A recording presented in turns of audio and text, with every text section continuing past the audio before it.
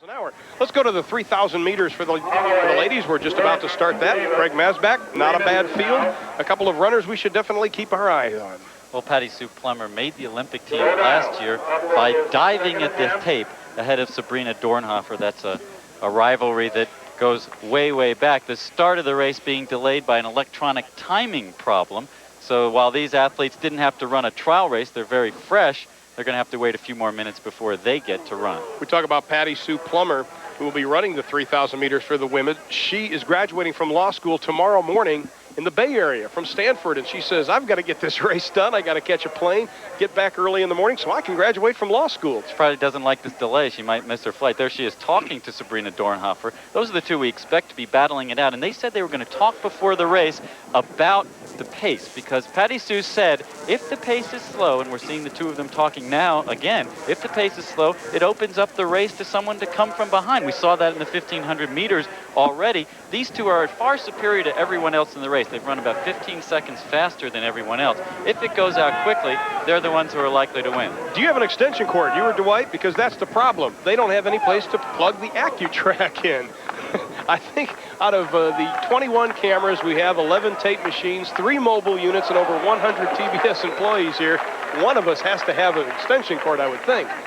Get it down to the track. Now we're set. Somebody got it. Maybe they found a generator. 7.5 laps of the track in the 3,000 meters, a little less than 2 miles, half a lap less than 2 miles, really. And it's a good middle distance race, a meeting of distance runners and milers. PattiSue Plummer talks about how her coach says running is an educational process. Educational process and also a process of stamina in the 3,000 meters. Once again, there is a wind they will be running into, and they'll be hitting that wind just momentarily when they finish this turn. The competitors for this afternoon's running of the 3,000 meter for the women's. Well, it's really a lot of people in this field, 16, and we saw Trina Leopold, one of the people who's been running real well lately. Sabrina Dornhoefer, we've already mentioned. It's a strong field of runners, and Annette Hand, an athlete who was second in the NCAAs last year, has adjusted well to being out of college. But in this hot weather, you really don't want to be running any kind of distance race. It's still sunny out here. It's very hot on the athletes, and sometimes an athlete who trains in the heat could have an advantage. Right now, PattiSue Plummer parking right on the shoulder of the leader in the early going, just being relaxed on what looks like a slow pace. And the other thing you might not have mentioned is that the heat on the track, that is a red track. It's a dark enough color where it really absorbs the heat, and after a couple of miles, very, very hot on the feet of the athletes. Dwight, you're up in the booth, but there's also action going on in the high jump. Let's go down to the high jump pit for some 3,000 meter coverage as our 21-some cameras scan the track here at Robertson. We see PattiSue Plummer on top. Well, it's 4 laps to go, and the thing was when they passed the 1,000 meters, which was a lap ago, 3 minutes at the 3,000. That's a 9-minute pace. These athletes can run in the mid-840s. They're in the shape for that.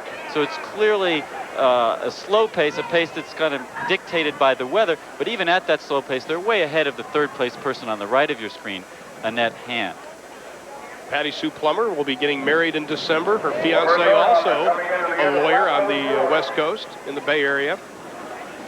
She said she wanted to go into criminal law, but she says it might be a little tough to tell a criminal, listen, I've got to run a track meet this week. I can't defend you. So she thinks, I don't think that's the way I should go. Going to be involved with labor law instead. And this is really setting up as they have a little more than 3 laps to go now for a really tough battle at the end by these two. At the Olympic trials last year, they battled the whole last lap. You know, usually you don't have that kind of head-to-head battling over a whole lap. First and second were already taken care of, already on the Olympic team. These two just went back and forth in the home stretch, back and forth, and we're setting themselves up for this yet again. As we continue, and it's still PattiSue Plummer and Sabrina Dornhoefer running 1-2 in the race.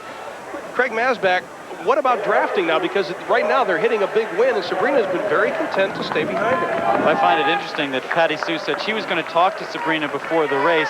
They were going to plan their strategy so that they wouldn't be vulnerable to someone coming up from behind. But I can't imagine that she expected Sabrina to just sit right behind her the whole way. That's a big disadvantage to lead the whole way, especially with winds gusting up to 20 miles an hour. But here we go, a replay of last year at the Olympic trials.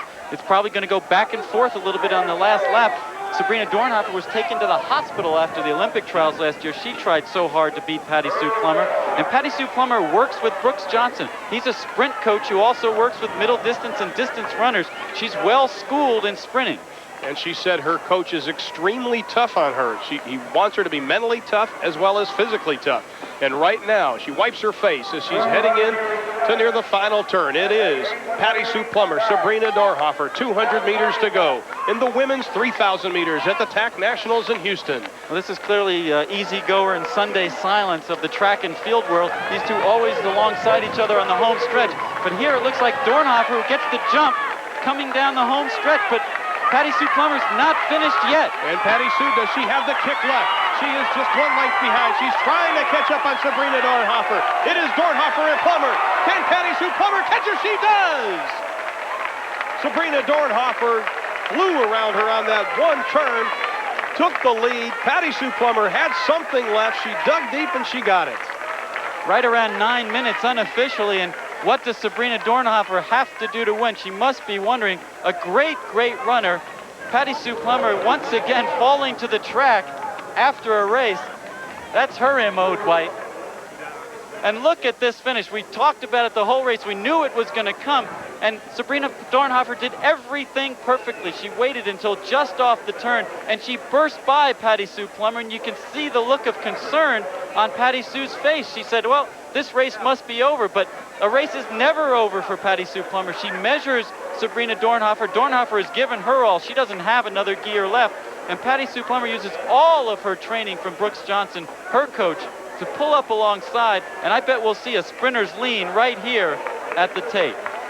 And it is PattiSue Plummer, Sabrina Dornhoefer. Gwen Hardesty finished 3rd in the race, right straight on the home stretch. You know, some people call the 400-meter track and field's toughest event. You don't think these women are hurting? Look at the struggle. No studied relaxation here. It's all guts all the way to the line. And it is Sabrina Dornhoefer finishing 2nd to PattiSue Plummer. We'll take a break. When we return, it's the conclusion of the competition.